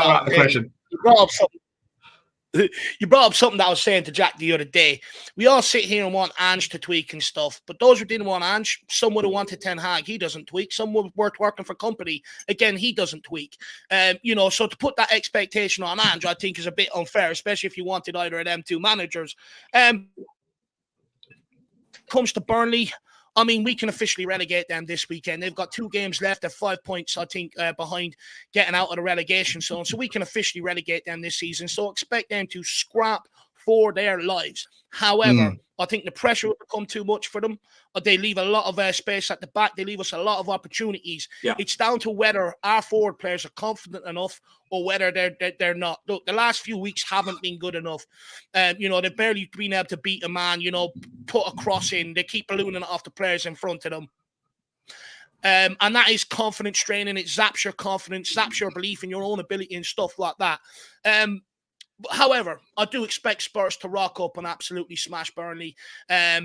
To be brutally honest, I agree with Johnny. I think we have to get Richie in down the middle. And I think that's one thing that I think Postecoglou has to learn is the benefits of an out-and-out striker in the Premier League. 100%. Because look at Celtic, he sort of got away with it with Furuhashi, right? You know, he's a player that he could use as a striker, play as a sort of attacking midfielder, play him on the wings if he wanted to. In the Premier League, you need an out-and-out striker. And I do think that is one thing that Ange Postecoglou has to realise. When we've looked our most fluid this season, 9 times out of 10, it's been when Richarlison has been down the middle 100%. and Son's been off the left-hand side. And most people are coming around to my way of thinking, you know, come towards the end of the season about Son being a left winger. Those who used to argue with me about it and now at me in group chats going, Dave, you're so right. So that's a good sign that where the common sense is starting to prevail around here, which is absolutely brilliant. But look, I know many people have had problems with Postecoglou's lineups. You know, people question the one against North London, against Arsenal. People question the one selected against Chelsea and also the one selected against Liverpool.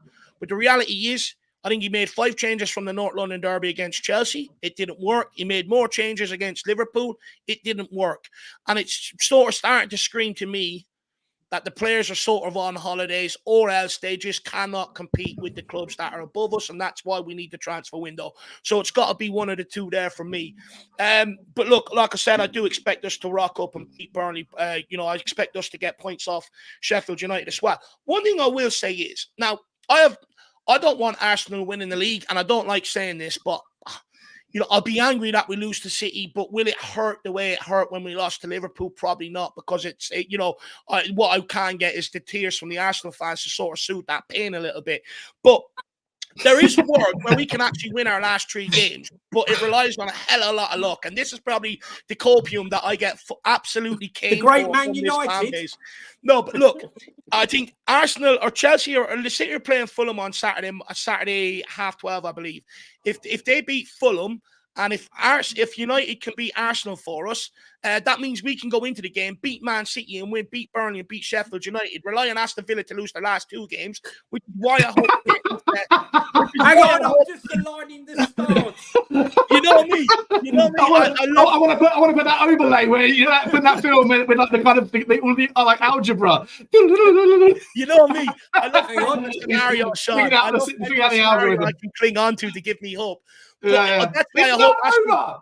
It's not over yet. I think it's all over. That's why I hope Aston Villa get to the Europa Conference League final, because I do feel if they get to that final, it will impact their performance levels in the last 2 games, because a lot of them will be focused on wanting to play that final, maybe not pick up injuries and stuff like that. So, you know, there is still one last scenario out there that if anyone wants to cling on to it, they can. Can I just say, just quickly, Johnny, before you come in. If Manchester United make a brave decision, like a lot of United fans, nearly all United fans are asking for now, and were to sack Ten Hag just ahead of the FA Cup and just ahead of that Arsenal game, they might have a new manager bounce where a lot of the players... You never know. What, are you telling me the thought of Gareth Southgate coming in to replace Ten Hag, Eric 10 months, will inspire them? He couldn't inspire me to fight my way out of a paper bag. It won't be Gareth Southgate. I reckon they'll give it to... Can I just say, look, to the people who keep going on, get rid of Richie. Get rid of Richie. He's shite. And bring in Dominic Solanke, right? I keep seeing it everywhere I go. Bring in Solanke, get rid of Richie, get rid of Solanke. Hang on a second, right? Richie has scored 11 goals and 4 assists, right, in 1,400 minutes. Solanke, 3,500 minutes, 18 goals, 3 assists, right? Come on, guys. Come on, really, seriously. This is a guy... No, Richie's had a good season. Richie's had a good season for the minutes. He has had a good season. But in terms of, like, how much does he create...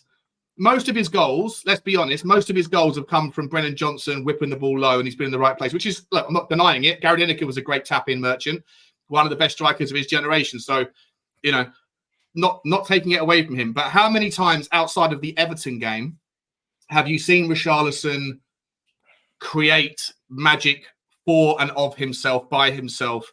Not very often. Can I flip that question? Outside of Harry Kane, what striker across world football is going to create and score goals right now? Because we were spoiled by what Harry Kane got. Right? Loads of them that do. No. Benjamin Sesko is a wonderful player. The way he creates goals. Is there a guarantee he's going to come to the Premier League and score 25 goals? And create goals? Osimhen? He's more of a goal scorer than a creator. 130 million. Right? We ain't going to spend 130 million. But back in the real world, right? Back in the real world, right? Okay. Right. No, he didn't say for Tottenham. He just said how many strikers in world football. Okay. Look, the thing is, there's loads of strikers that do a bit of creative work on top of the finishing stuff. In my opinion, we keep Richie, but we must add a striker. We must add a striker. You can't play 50 games with one striker, and we know. Come on, Ange, mate. Sonny, you can try your life. But how do you play a 9? Perfect. Last. You guys got 7 minutes. We'll round off at an hour and a half. Last question. How do you do it? How do you make the money work? How do you go around? If you're saying you don't sell Richarlison, because there's rumours out today or yesterday that Richie's priority number 1 from Saudi Arabia, and if he wanted to go and was getting paid $1 million a week or whatever, he might go there and we could get most of our money back, and that would be brilliant. Most people poo-poo the idea of selling Sonny. Not that would happen anyway, because Daniel Levy's not going to sanction it. So how do you go and get a winger or 2 wingers, depending on what you see as necessary, plus a striker, a top striker, if you're not selling Richarlison, if you're not selling Son, and the only players that you're willing to sell are Emerson Royal, good luck getting your money back on him, Piere Emile Hojbjerg, maybe you'll get 20 million quid. Lo Celso, maybe you'll get 12 million quid, even though it's an absolute steal for whoever gets him. Brian Hill, what are you going to get for him? 10 million quid, if that. I reckon he'll go out on loan again. No one's going to pay for him. Ben Davies, you're not like, where is this? Where is this? Yeah, okay. Rodon. So Rodon's maybe 10 million quid for Rodon, maybe 6 million quid for Tanganga. Jasper. I'm saying there's 12. Okay, fine, it does all add up, but not to that much. If there's 12 players on the hit list, and of them all, the most you're ever going to get in terms going twice, 5 million. Do I hear 5? Do I hear how much? How much are you going to get? You're going to even if you sell them all, you're probably going to get 60 million quid.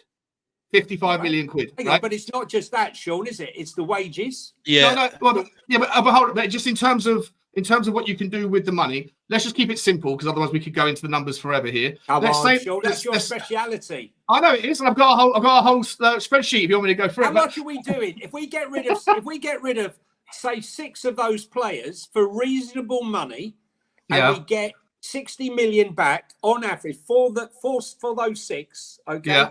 That's like playing it down. Yeah. And then 300 grand a week off the wage bill, which is an extra, I don't know, but that allowed 15 million quid a year.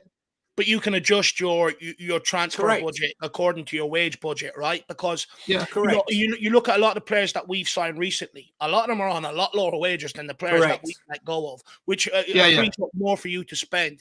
And I think we're going to continue in that trajectory. If anyone's listening to what Andrew's saying, he said, I don't want a £100 million player, because he knows he's not going to get it, right? We already know what we're going to get. We're going to keep looking for the likes of Vicarios, Van De Vens and stuff like that. That's what we're going to keep being in the market for.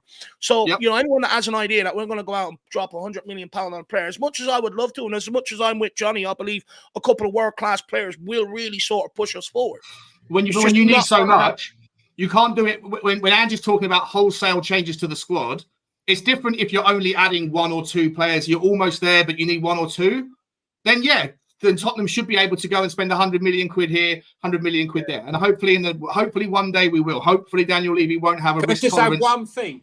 Just got one thing, Sean, which is quite important. What I was told, I don't know how true this is, but what I was told by someone within the football game was that clubs are now using the FFP and PSR as a leverage when they're negotiating wages coming in, saying, look, we want you, but unfortunately, we are governed by the PSR and the FFP. There's nothing we can do about it. We want you. We're desperate for you. But we can only pay you this, because if we don't, we run the risk of having a points deduction. And I think other clubs... But I don't think that happens. We're not signing Werner on his 185k a week wages. Yeah, I think he's already turned down. That's what I was told. And other clubs are you're right. using that. You're right. You're absolutely right. Like, hopefully the squad cost ratio rules will be a deflationary aspect on the root of all evil in the football game, in my opinion, which is money. said it a million times. Fight back. As a fight back. Yeah, but listen, when you're fighting over the top tier players, those are the clubs that don't have to use that argument as much as other teams do. Well, do they not, Joe Sean? If Manchester City want Eberechi Eze and Tottenham want Eberechi Eze, just for an argument's sake, and Daniel Levy says, I'd love to pay you 120 grand a week, but FFP, PSR, we can only offer you 70. Manchester City, and of course, if Eze was having the choice of both teams, he'd go to City anyway. But if it came down to it, City can spend. Well, he's on for 100 grand. He's already on over. Okay, whatever the number is. But that's my point, right? If you're competing with City, City don't have to sit there and hide behind FFP. They've got 720 million pound in revenue. Next year they'll be on about 770. In a year or two's time, they'll probably break £1 billion. The new rule that's going to come in around the anchoring system will be a detriment to them. They'll be limited to 5 times the multiple of what the bottom team generates. Is that the multiple that they're talking about? 5. So it'd be four and a half to 5, right? So if the bottom team generates 100 million quid from the combined commercial revenues and TV media rights, so that's 100. Just say it's Leicester in 2 years' time, and they come in and they make 100 million quid in TV media rights and commercial deals. 500 million quid. So they'll be limited to 50% threshold of what they make if they make £1 billion. But Sean, interesting thing on this. Obviously, we'll do another one on this, another show on this. But does that mean, are you talking about from the point of implication, which is 25-26, not 24-25? It's going to be implemented 25-26. It is, right? 25-26 season, yeah. Yeah. So is that saying from that moment on, from 25-26, you can only spend up to 500 million on your squad? No.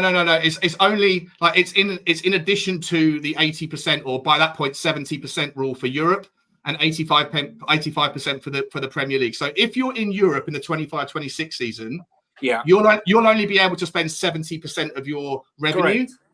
But if you're on top of that rule, you get the five times multiplier. So 500 million in the case where Leicester had 100 million quid. But for 19 out of 20 clubs in the Premier League, that 500 million quid would be higher than the 70% threshold anyway. So it's irrelevant. But for teams like Manchester City and maybe Manchester United, if they were to rebuild their brand and go big again, if they were to make £1 billion in revenue, then 5 times the multiplier of of 100 million is 500 million. So they wouldn't be able to spend the 700 million, which they would be under the 70% threshold. They'd be limited. So essentially the anchoring rule is irrelevant for all teams now. And it would be for the vast majority of teams in the future, apart from teams that generate obscene wealth. So it is a good thing. City and Chelsea. Yeah, City and Chelsea voted. Yeah, sorry, I was going to say City and Chelsea voted against it. I haven't seen any comments about how Levy voted, to be honest. He voted in favour of it. He voted in favour, yeah? Yeah, he did, yeah. There was only 4 teams that didn't. Aston Villa didn't. Chelsea abstained, which is the equivalent of saying it's a rejection anyway. Well, United, City and Villa rejected it, but because they had 16 teams that approved it, it went through. Well, Villa had plans to really splash the cash this over the next week while. They've really invested big time. So, yeah, but it's still odd that they're never going to generate £1 billion with the Villa Park. Sorry, Dave, you wanted to say something, mate? I was just saying, like with all this financial stuff, it's clear that they're trying to get a hand on football finances before it really spirals out of control. Some people probably argue it already has, but you know they're really trying to get a handle on it before it does, so before outside sources start coming in and looking at the finances in football and is it sustainable and stuff like that.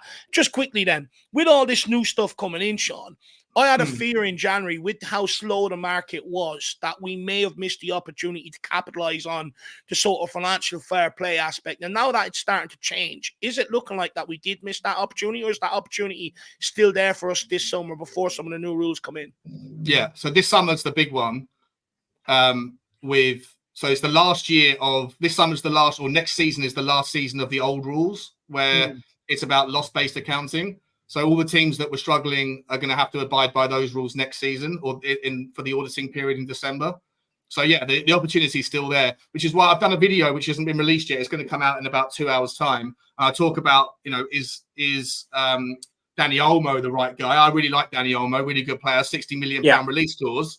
But then you kind of go, well, where does he's going to compete with Maddison, but yes, he can play on the left and the right and stuff, but he's not a direct player. He's more of like an Eze, more of like a Maddison type of player. So then you kind of go, does Danny Olmo make sense when he's not homegrown? Maybe you go to Eze, but that's 65 million quid or more perhaps, and also a big expense. But you know who the obvious candidate is? Elise. Well, I mean, maybe I'd love to get Elise, but I think he won't be short. But I was thinking, in terms of FFP, Morgan Gibbs White. Because if he's a Luton, fantastic player, by the way. He's a great player. And if Luton do, because Nottingham Forest had their appeal rejected yesterday, so they are now only 3 points ahead of Luton with 2 games to play. If Luton find a way to overcome Forest and Forest go down, then Morgan Gibbs White. What's Forest's last 2 games? Isn't it Burnley and... I'm trying to think of their last 2 games. I thought there was one big playoff game at the end, or is that Burnley versus Sheffield United? Forest have got Chelsea, yeah, and then Burnley. Right, and so Luton have got. I'd love to see Luton stay up. I really would. Luton have got West Ham and Fulham. Not easy. Not easy. But anyway, if Forest do go down, then Daniel Levy loves a negotiation where he has leverage. He loves to go in and take advantage of people. Nottingham Forest probably aren't going to be worried about FFP necessarily because they got the Brennan Johnson money in from us. But if Forest do go down, is Morgan Gibbs White going to go down with the ship? I don't think so. No, a transfer request. But right? also he was really banking on Leeds coming up because Rodon, he could have sold them for like 15 million. 15 million for a centre back is nothing, coming into the Premier League. So if Leeds don't go up, I do think though that if he does come back, there will be suitors for 15 million who may be coming up from the Championship for Joe Rodon. Not Leicester, but I do think there's a possibility. I don't think 15 million's too much for a centre back. It's not a lot. There's a lot of clubs interested in Rodon this summer, from what I gather from his performances at Leeds over the course of the season. Yeah. Would you guys like Jack Grealish? I like Somerville. No, forget Jack Grealish. Not for me. I'd take him all day long. I think he's coming up 29. That Paulinia comment before. He is, but I just feel if you put him in Maddison's position rather than where Pep Guardiola's playing him sort of off the wings and stuff, I think you'll get a lot more out of Jack Grealish. He played central for Aston Villa a lot. He won them a lot of free kicks. He was sort of at the heart of everything going forward. And for me, I would definitely take Jack Grealish here in the summer for sure if he could. I mean, all of this business. Forget this. Focus on the game. Focus on the game. Yeah. For the game, Somerville. Archie Gray. You're a big fan of Somerville, are you? I like Somerville, right? Isn't he like 4'8"? Listen, look at his goals. Look at his take-ons. You mentioned earlier we've shrunk the team by 8 centimetres. I'm talking about width. I'm talking about take-ons. He's good. He's a good take. He's a good take on. I like Archie Gray as well. Listen, we didn't sign Adam Walton when I was going on about Adam Walton, right, from Blackburn in October. It was like, that's not who we want. He's not our level. He's gone straight into Palace and he's been outstanding. Anyway. Yeah. Anyway. So quick then, last question for you guys. Just name some names, right? So I didn't really get the answer because I think we drifted off the conversation. But let's say we get 100 million quid in a transfer budget and we sell a few players and get another 50 million quid. Let's say the budget's 150 million pound. Factor in that we need a couple of homegrownies because we might be selling a couple of homegrownies. Let's play 200 mil it is. Let's play 150 million. Let's be realistic. 150 million net sales, including sales, yeah. 100 million quid net spend, 50 million quid on top, right? How do you go? Oh, okay, I'll give you another 10 million, 160 million. Who do you go for? In what positions? Just names and a sentence, nothing more, because otherwise we're going to carry on for half. So I go first. Go on, I'll go first. Gerstruder, right? Centre back, right back, centre back, defensive midfielder. Eze, Elise, and a backup striker. To be honest with you, we need to find a striker. I would actually go for a striker that's coming through, maybe in the low sort of 20 million. Well, listen, if we don't get him, Nico Williams. Okay. It's a lot of money. Eze and No, Elise. I'm saying, well, Eze, I know how much their buyouts are, so I can't give too much away, but I know both their buyouts. Elise is 50 million, isn't it? Is it not public information? Can you not say it? No. Okay. Can you give us a ballpark? Well, if I was to say Elise, it's less than 65 million, all right? Elise is 50 million. Both of them. Okay. Elise is 50 million or 45 million. Elise is. I know. I think I know that for a fact in and around there.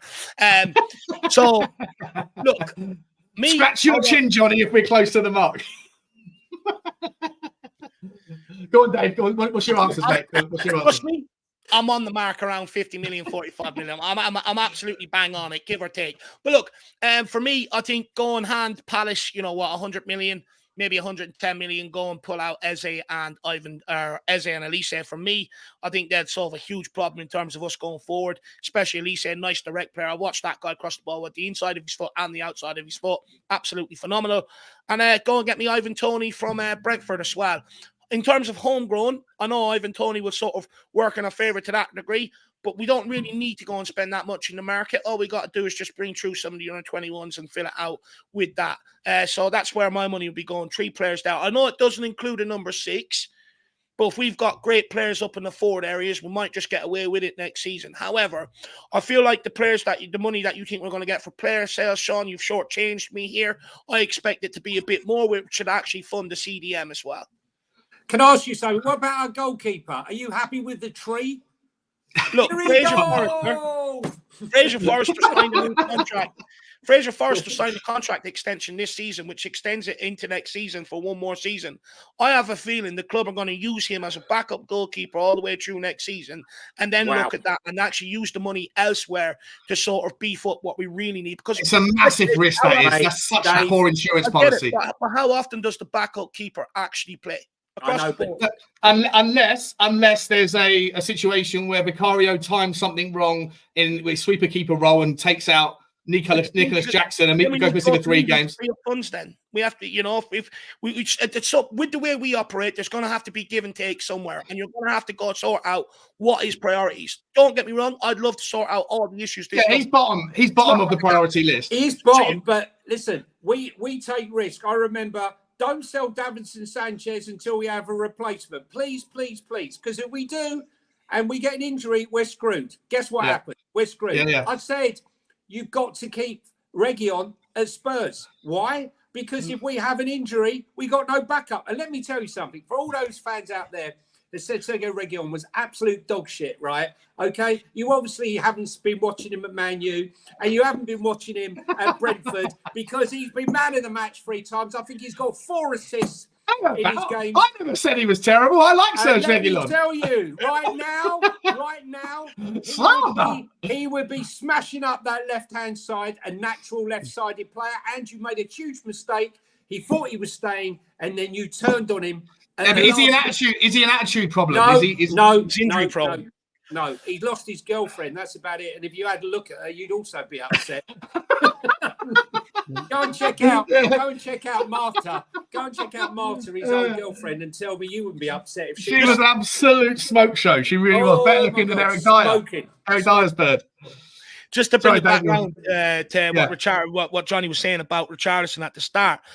Look, I get people have their doubts about Richarlison, but if we sell Richarlison only bringing 1 striker this season, it's going to come back and haunt us some point along the line next season, because the striker ain't going to play 50 games across the board in every single competition. Yeah. And although people aren't Richarlison's biggest fan, it makes sense to keep him, buy a striker, keep him around for at least 1 more season, see whether he improves or not off the back of that, and then look at it going into the season after that. But to knee-jerk and just sell him straight away and only replace him with 1 striker, which is what's going to happen, I think. Yeah, but if you can get £60 million for Richarlison. But you like the club to go and buy 2 strikers. So I'm talking about wanting to compete here. I'm talking about wanting to compete over money. If we end up selling Richarlison for 60 million, we're going to have 1 striker. What if he gets injured? We're buggered. We're back to where we were this season. Yeah, but if you don't sell him for 60 million quid, it's what I always say. It's better to sell a player 1 year too soon than too late. If there's money, if a massive bid comes in for Sonny and Sonny was willing to go and the club were willing to sanction it and all that stuff was happy, I would cash in on him. If 60 million quid comes in for Richarlison, look, I know you're right. You're absolutely right. Do the club usually make good decisions with their transfers? No. Obviously, there's more risk than reward naturally when you bake it all in. However, £60 million. Daniel would sell for 60 million. Daniel would sell for £60 million, but I'm in Dave's camp 100%. And I've been saying all season, how can you go into the season with only one striker, right? We had this with Harry Kane. The excuse of no one wants to be back up to Harry Kane is gone now. The bullshit excuses are gone now. What? No one wants to be back up to Richie? Come on, right? You need competition. Competition is healthy. Backup is healthy. If I just don't see us getting the money that I don't see us getting the money that you think we're going to get from the rest of them. I really don't. You can't listen. Selling them is the problem, Sean. I'm not denying that, but you can't. Saudi Arabia, is Moneybag Saudi Arabia really going to come in and go, yeah, I'll take Ben Davies. That really lights up our league. They're not going to. I'll take Brian Hill. It's not going to happen, is it? They're not going to buy him. We'll have sell-on clauses and all sorts of shit. But look, the point I'm trying to make here is I agree with Dave. If you get rid of Richie and you only bring in one striker, and he comes in and he gets injured on the 97-leg Chinese, Korean, Asian tour, right? And they come back sweaty and knackered, right? But we've earned a load of money and he's injured, right? You're back to playing Son as a 9. And that can happen anyway if you keep Richarlison and he gets injured. He gets injured on the tour. Listen, I would love to agree. I would love to agree with both of you, but then we'd all be wrong. And I'm not in the habit of being wrong, right? So if big money comes in for Richie, we take the money and we go again. He is not the guy that's going to take us to the next level. Does he get into any team above us? Richie, no. Sure. We're asking what Dave and I are saying. We're not arguing with. What we're saying to you is, if you sell him, right, you have to have 2 strikers. This is what we're saying. We can get 2 strikers. Right, so name them. All right then. So Wangy and who else? Ivan Toney, and as a backup, you go and get that Serhu Guirassy, who's got a 15 million quid release fee. So what? 90 million, 80 million for Ivan? No, it's 50 million for Ivan Toney, apparently. So you're basically spending. You're selling Richie for 65, and you're reinvesting it in two strikers. How much wages? How much is Richie on? Not on that. Not on what? Not what an Ivan Toney wants. You reckon? I know. I don't back this club to go and buy 2 strikers anyway, because we sold Harry Kane and we went into this season with 1 striker and repurposed the left winger. I don't back the club. Well, it was a good exchange, Dave. There's a good exchange, Dave. Come on, let's be fair, right? You know, swapping Harry Kane for Brennan Johnson has been a masterstroke. We've swapped 30 goals and God knows how many assists for 5 goals. And Goodmanson and Calafiore are 2 good players as well. Do you know what? Sorry, just quickly, Ricky Campbell.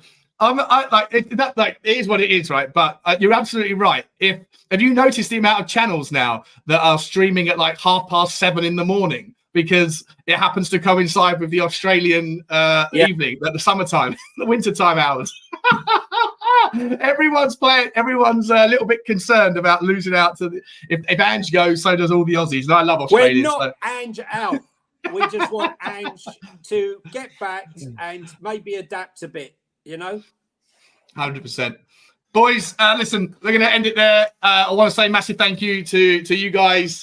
Dave, what's coming up on the Irish Hotspur, mate? I'll put the link back in the chat. Yeah, so I done an interview with a Plymouth Argyle podcast yesterday. I brought one of their guys over to speak about how Phillips and Devine got on. I actually get it from the horse's mouth because, I seen Phillips, I think, was started on the bench twice, and there was a narrative put around that, he's not even starting this, that, and the other, which couldn't be further from the truth.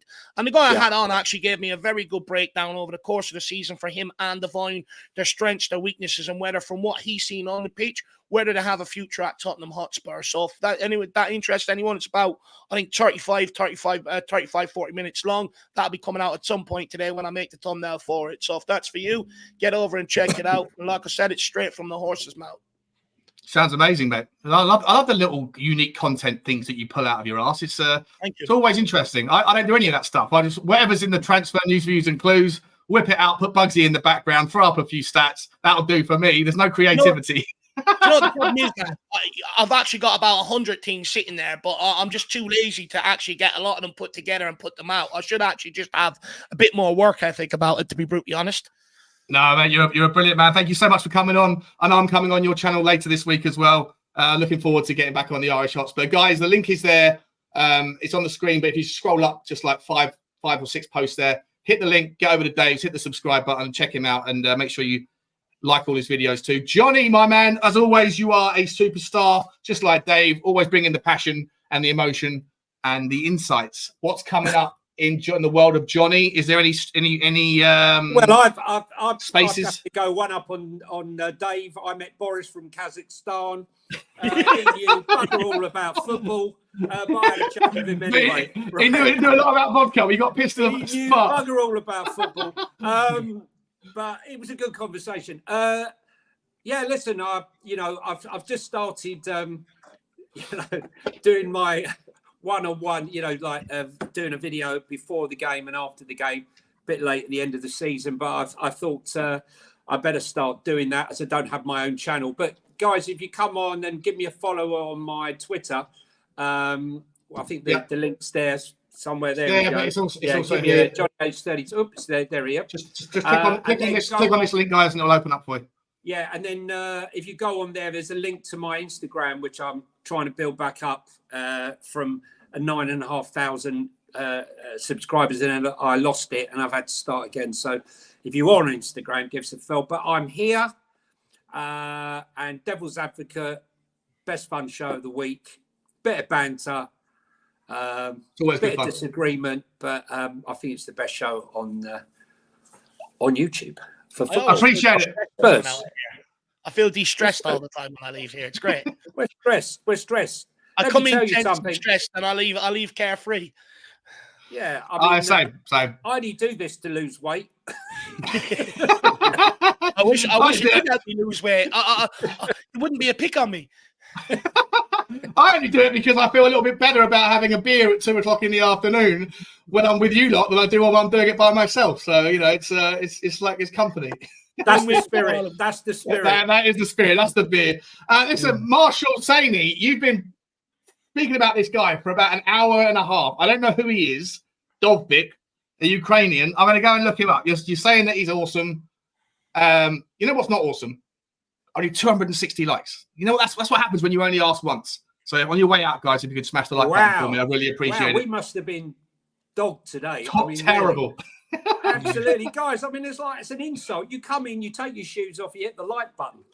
Come on. And when you go out the door, like when you close the door, just hit the like button. Oh, he's the Girona guy. He's the Girona guy. Okay, I do know Dovbik. Sorry, I do know Dovbik. Who you mean now? I do know who you. Yeah. No, right, boys and girls, love you all. Thank you so much for all the super chats. You're very generous. Really appreciate it. Helps keep the show going.